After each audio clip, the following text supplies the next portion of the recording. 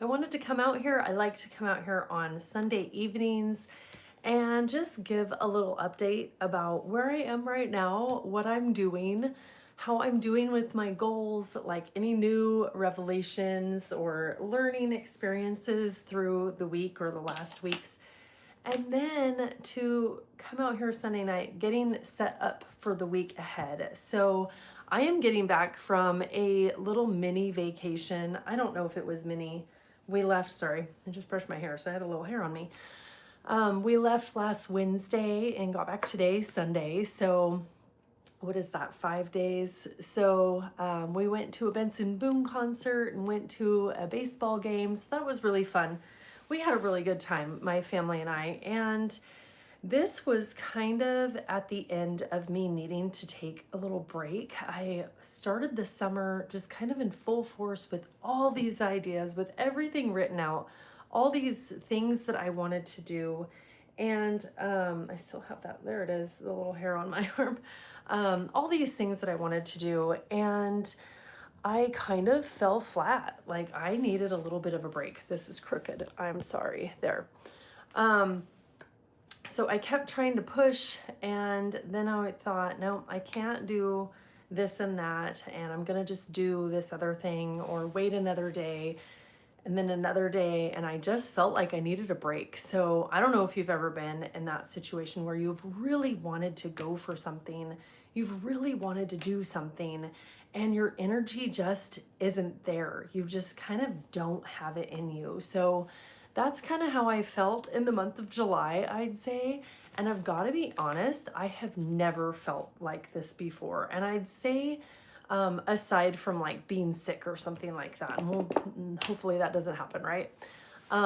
So I have never experienced this before, where I wouldn't say it was burnout, where I just needed to like put the brakes on and just slow down. So this vacation was really nice to get away from the house, because I don't know about you, but when you're at home,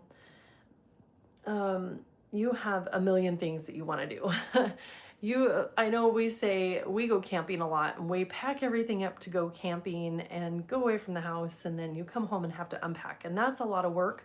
But the time away, like the time away when you're on vacation, let's say, you're not having to take care of the household, you're not having to cook and clean and do the dishes and everything. So being away is a break from all of that also. Yes, you get to experience new things, and that's really nice. But what I've learned from taking this break, so I wrote down several things. Hello, thanks for being here and your comments. I realized that even though we're taking a break, it doesn't mean that we can't come back to our things that we're doing. So on my channel, I talk a lot about going for our goals. Even though we're busy, I completely understand that. I have a job, I have my kids, I have my household, and we have tons of homework at night. And yet I'm still inching forward on the things that I want to do outside of that, the things that I want to do for myself that I've kind of put on hold for a long time. And then I've had a period of time where I've really gone for it, where I've made time for myself, where I've spent a couple of hours a night or whatever. Oh, thank you. That's nice. But this break that I've just gone on, kind of, not this vacation, but kind of the month of July, I've realized that I can still make progress even though I'm taking things at a slower pace, at what suited myself for that time period.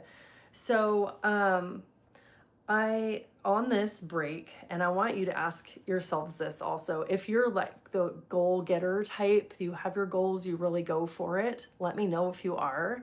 And then let me know what you're going for, because a lot of people don't, and I want to know what you're working on. I think what I've realized over this break is that I have too many things that I'm going for. It doesn't mean that I'm going to stop them, but I think that just knowing that helps me mentally.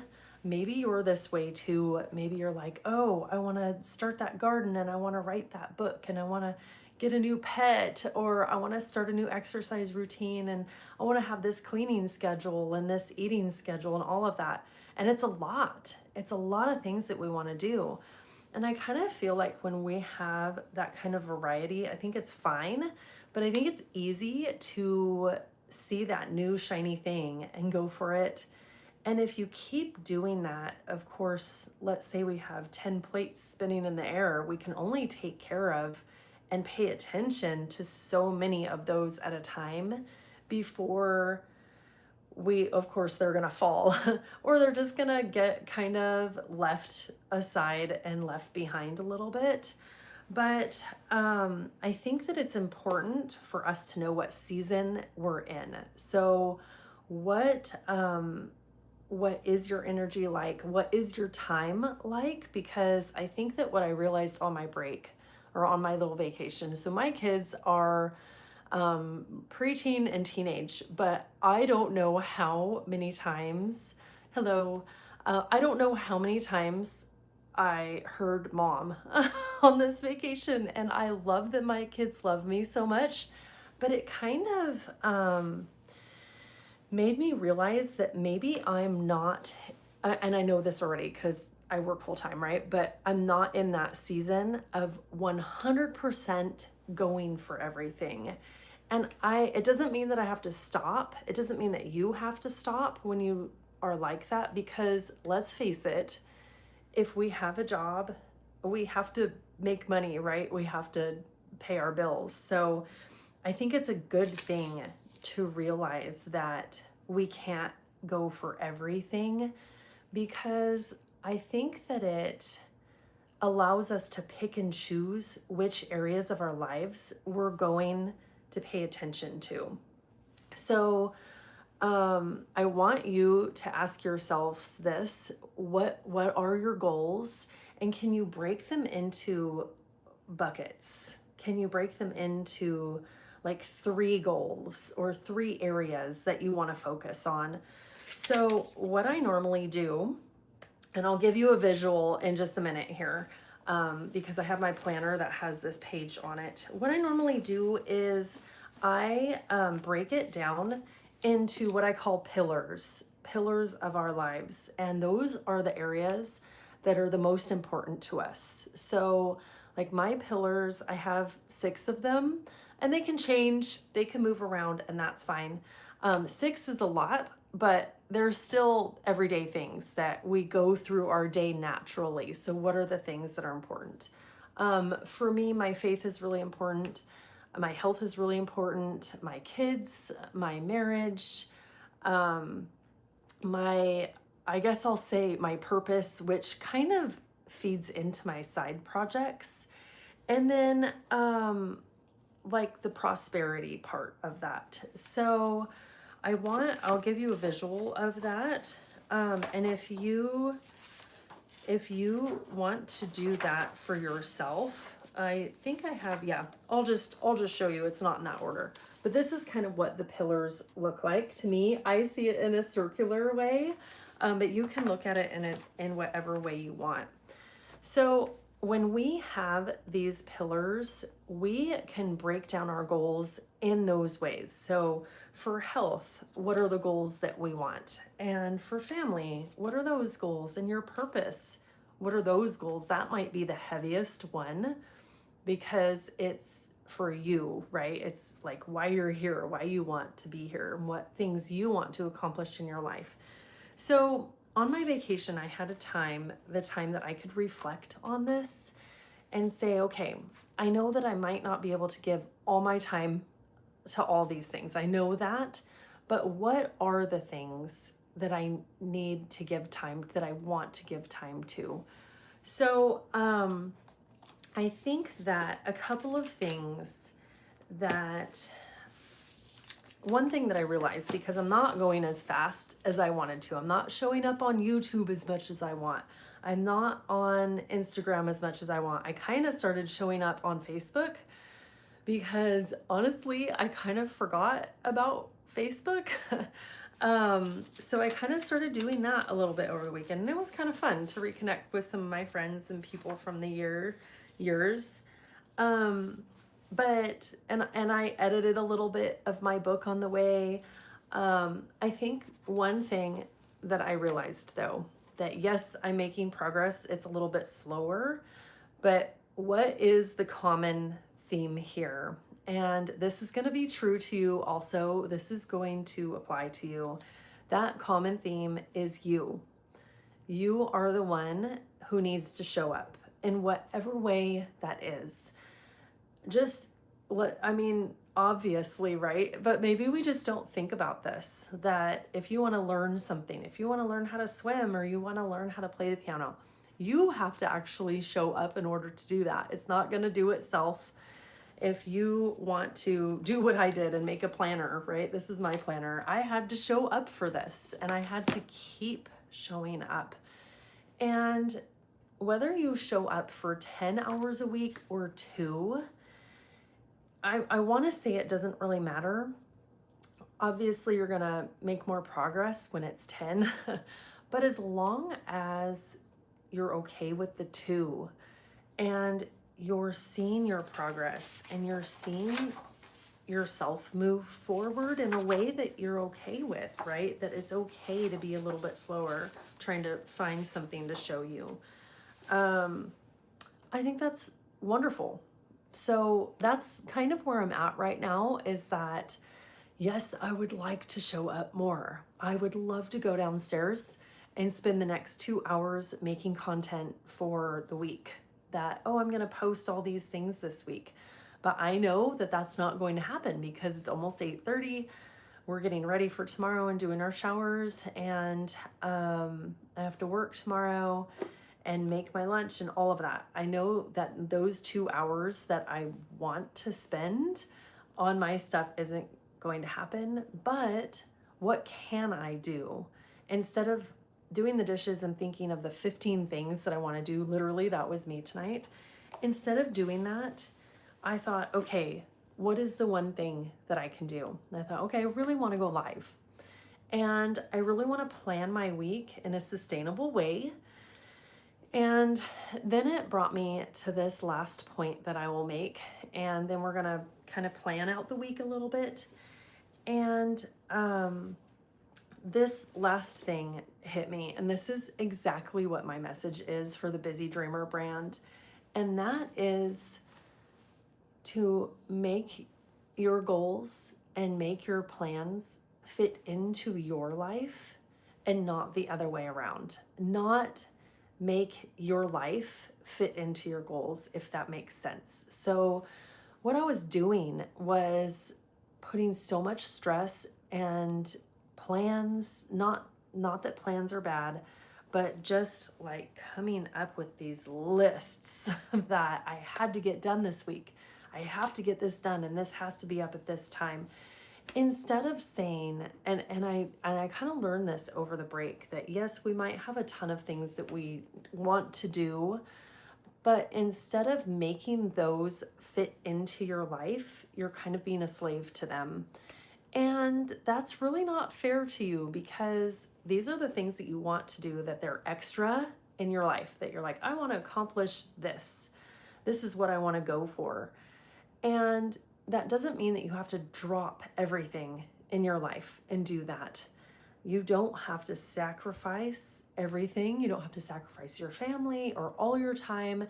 You do have to give a little bit. So that's your searching part of yourself, that you say, okay, I am going to give a half an hour to this a night. Maybe not 2 hours, maybe not 3 hours, maybe not giving up all of your weekends, right? But let's say a half an hour, and you take that time and you go in your own room or your own space, and that half an hour by yourself is equivalent to the hour or 2, because you're focusing and you're getting in that.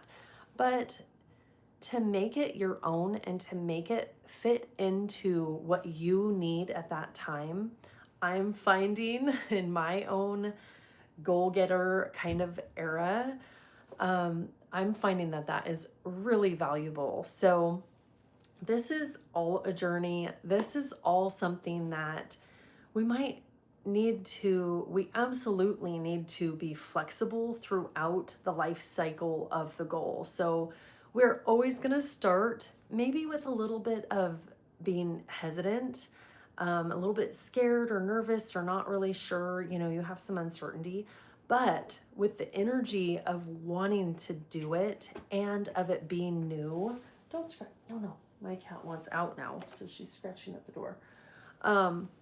So you're at the beginning, you're going to have that heightened excitement for it to get you through that, get you over that hurdle of being afraid.